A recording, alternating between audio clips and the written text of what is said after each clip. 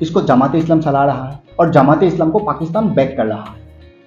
यानी इसका एक ही मकसद है कि भारत जाओ और जिहाद करो। तुम जो ये कपड़ा उड़ के रखे हो ना, जितना का रखे हो उतना का ही भाषण दिया करो। बांग्लादेशी मियाँ हो ना, तुम सुखा हुआ मछली का चटनी खाओ या कारी खाओ या अचार बना के खाओ। पहले तो बेटा तुम चाइना जाओ। कहा ना, रशिया का तरफ से क्या कहा गया कि 630 मिलियन जो आउटस्टैंडिंग है, जिसमें तुम्हारा इंटरेस्ट और पेनल्टी, आसाम घुसने से तुम्हें अरेस्ट नहीं करेगा। तुम्हें क्या लगता है तुम्हें जेल में डाल दिया जाएगा? वहीं पे थोप दिया जाओगे। जन्नत तो दूर की बात है, बाहर तो हो रहे तो नहीं मिलेगा, जहन्नम भी नहीं मिलेगा।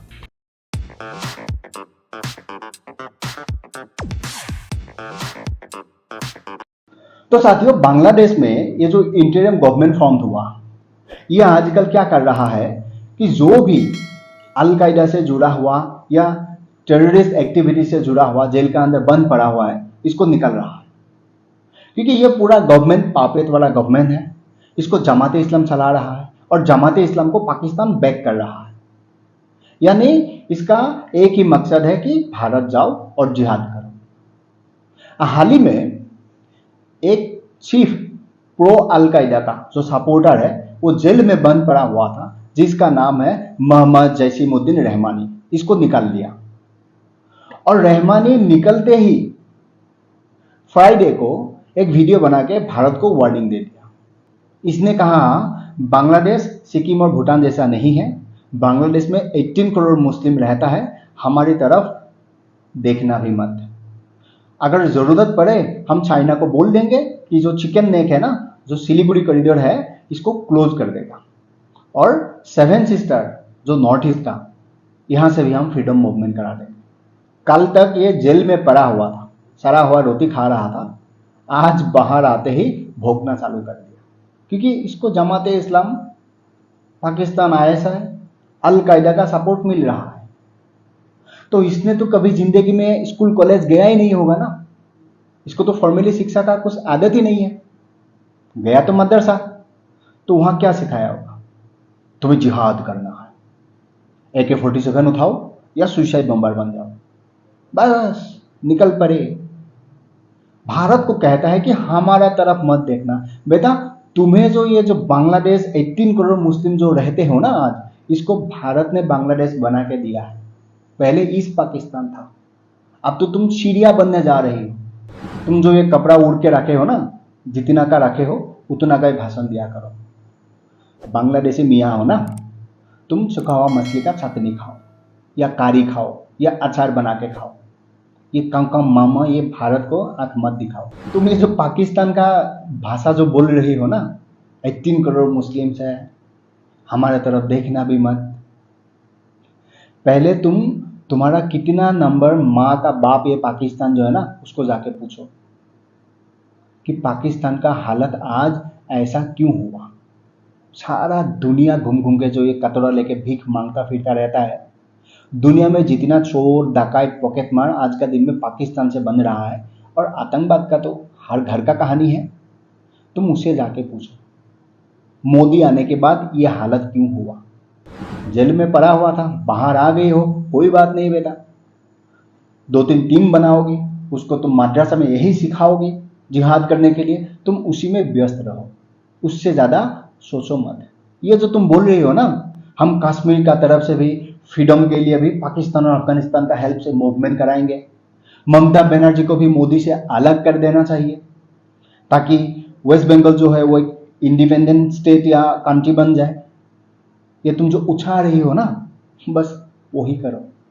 और ये तुमने क्या कह दिया कि सिखों को भी तुम खालिस्तानियों का मूवमेंट के लिए तुम ये जो भारत का अगेंस्ट में, ये सब नहीं हो पाएगा बेटा। हमारा देश का जो सिख भाई बहन है ना, वो लोग स्कूल जाते हैं, फॉर्मली एडुकेटेड होते हैं, कॉलेज यूनिवर्सिटी से डिग्री लेते हैं, मद्रासा में नहीं पढ़ते हैं, उनको समझ में आते हैं क्या सही है क्या गलत है। तुम्हारा देश में अच्छा खासा टेक्सटाइल इंडस्ट्री चल रहा था, और तुम पाकिस्तान का चक्कर में आके देश को बर्बाद कर दिया। अब तो सीरिया जैसा हाल तुम्हारा होने से कोई नहीं रुक सकता है।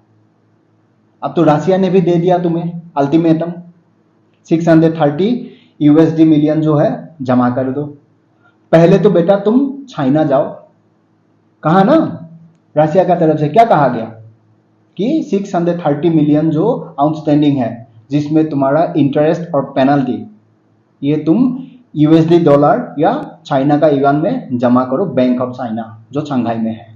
उसके बाद तुम चाइना को बोलना कि भारत का चिकन नेक का बारे में हमें बात करना है। पहले तो तुम 15 सितंबर से पहले ये अमाउंट जाके जमा करवाओ या तुम्हारा गवर्नमेंट को कह के जमा करवाओ।